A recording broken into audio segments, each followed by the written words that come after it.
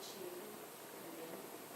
Eu fiquei impressionada, né, com a desenvoltura da narrativa, como construiu, eu gostei bastante. O que eu vou colocar aqui são alguns pontos, tem algumas perguntas, né, que para mim não ficaram muito claras, alguns pontos que eu interpretei de uma forma diferente, queria ver, né, o que tu acha e como é, porque eu também acho que eu interpretei de uma forma diferente, talvez porque eu não conhecesse também o contexto das cartas, ou o conjunto das cartas, e também alguns pontos que eu acho que poderiam melhorar, tipo, como que trabalho futuro, alguma coisa assim. Então, primeira coisa, eu comecei a ler a introdução e senti falta de alguns aspectos que geralmente estão na introdução, mas eu percebi que desenvolver de forma mais profunda, não é um problema, porque eu percebi que desenvolver de forma mais profunda no primeiro capítulo e no segundo capítulo. Porque no início eu senti falta, assim, dos conceitos que eu queria trabalhar, senti falta da revisão bibliográfica, senti falta também de alguma filiação teórica, mas percebi que tu quis desenvolver isso de uma forma mais profunda e que não teria espaço dentro de uma introdução no primeiro capítulo. Daí eu entendi que era então uma escolha. E eu achei que foi uma boa escolha, porque tu conseguiu nesse primeiro capítulo desenvolver bem essa questão da polis, onde tu te posiciona diante do debate, colocou uma revisão bibliográfica. Então eu achei que foi uma boa escolha, já que tu escolheu principalmente não aprofundar mais do que te situar. Mas mesmo assim, eu acho que poderia ter colocado na introdução algo mais sobre a fonte. Tu vai falar sobre a tua fonte mesmo, bem mais adiante, eu anotei aqui, isso, página 38, que vai falar mais sobre as fontes, mas eu acho que poderia estar na introdução.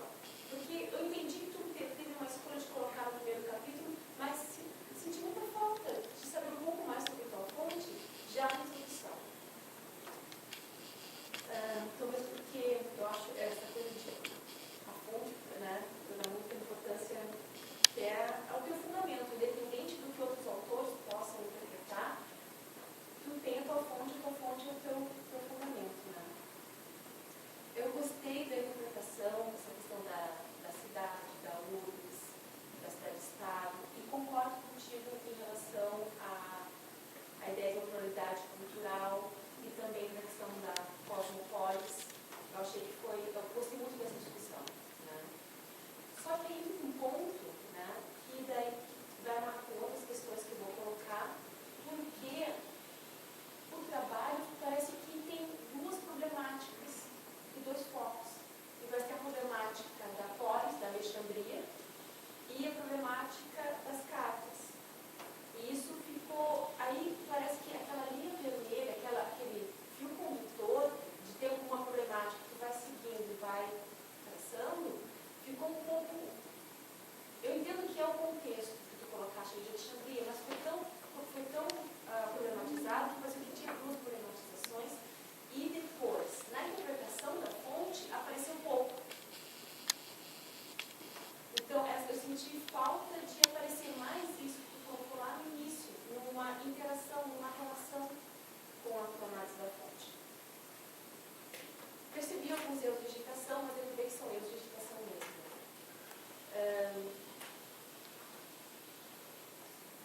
Então vamos lá para o texto em si. Na página 42,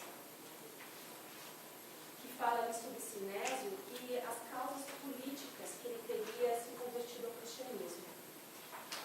Eu não fiz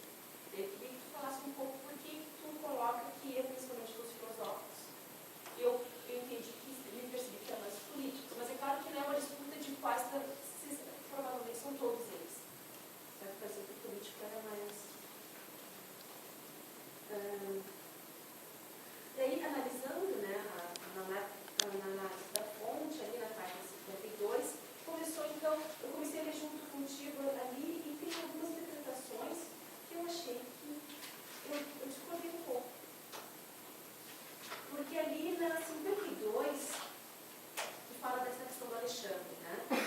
E que tu te posiciona, assim, alguns autores colocam que poderia ser o Alexandre, o familiar dele, o primo, né? E que tu coloca que acha que provavelmente não, que é o Alexandre o Grande, por causa do maravilhoso.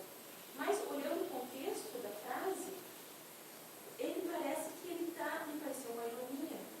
Talvez eu esteja errado, mas você, assim, eu parecia destinado a desempenhar o papel de um eco. O eco, o que é? O eco me pareceu o eco desse peso da família dele. O que quer que soe eu pagar, este repito. Quer dizer, ele está repetindo alguma coisa. Parece que ele está destinado a repetir um eco. Não é o eco do Alexandre o Grande, me pareceu que é mais o eco do familiar dele. Esse peso da responsabilidade da família. E o esse maravilhoso, ele está se queixando, me parece mais uma queixa em relação a este ser um eco, uma sombra. Me pareceu que poderia então ser uma ironia em relação ao parente dele.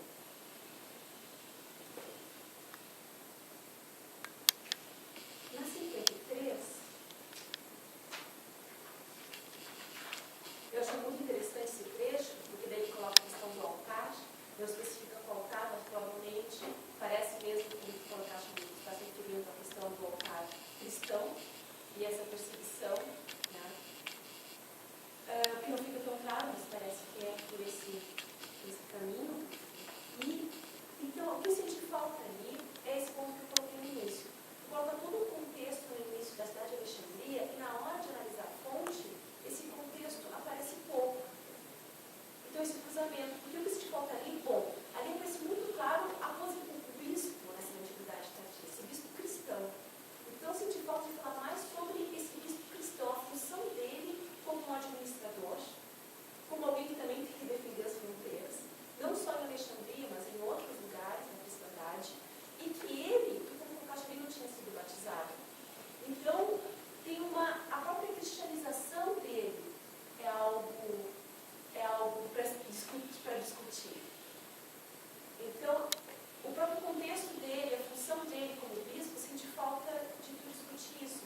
Então, eu achei que poderia dar menos espaço às questões que tu discutiu lá no primeiro e no segundo capítulo e dar mais espaço ou tratar disso junto com a fonte. Eu entendo que no primeiro trabalho monográfico, a tua preocupação é entender como se trabalhar com isso, né? O que é uma biografia, o que é trabalhar com cartas, e que isso é importante. Mas, por que não fazer isso na análise da fonte? E não tratar separado, porque daí a gente falta desse contexto aqui. A amarração, né? A relação desse contexto. A gente fala dessa questão do bispo, né? Da própria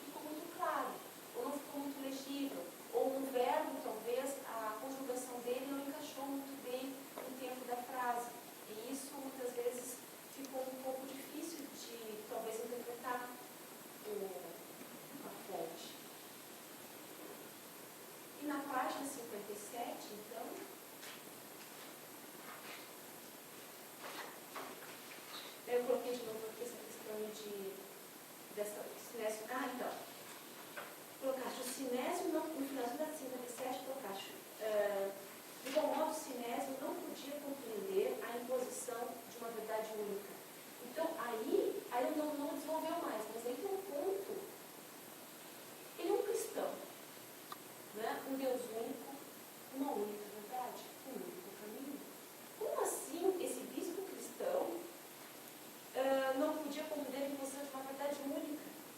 E daí tu não desenvolveu isso. Porque isso é algo que qualquer pessoa se perguntaria, então, bom, ele como cristão, como assim ele não pode compreender a imposição de uma verdade única?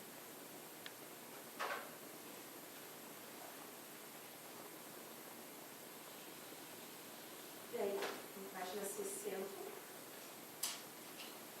Então, aqui a interpretação foi, quando eu li, eu tive uma interpretação bem diferente da tua. E daí eu posso ficar completamente errado. Mas eu gostaria que tu falasse.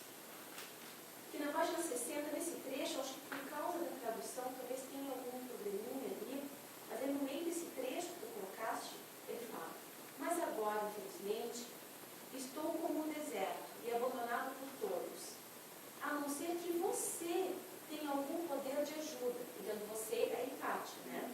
Eu conto que como a única coisa boa que permanece inviolável, juntamente com a virtude. Então, eu conto o quê? Mas o quê? Aí que está na tradução, ele conta com o quê? Porque do jeito que está ali, me pareceu que ele estava contando com empátia. Porque parece que ele está contando com a ajuda dela, contando com a empátia, e juntamente com a virtude, poderia estar relacionada à própria virtude dele. E não a virtude dele. Tu interpretou essa como a virtude dele. E eu acho que, como está ali no texto, de repente é a questão da tradução, e poderia, também deixa um espaço para também ser a virtude dela.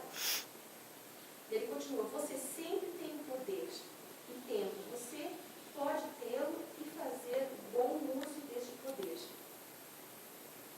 Então, naquele momento parece que ele está todo o tempo falando da empátia e não dele. Essa questão da virtude. Aí tu interpreta aqui, mesmo com todos esses turbilhões de emoções, há algo que não podia ser tirado da vida dele: os amigos e a sua virtude.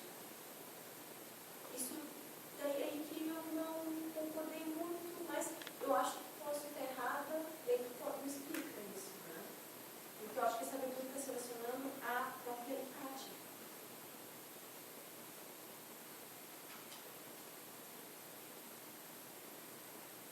E mais adiante, na página...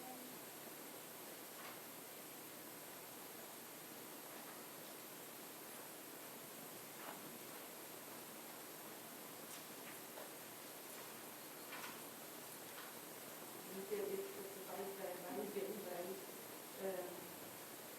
Aqui na página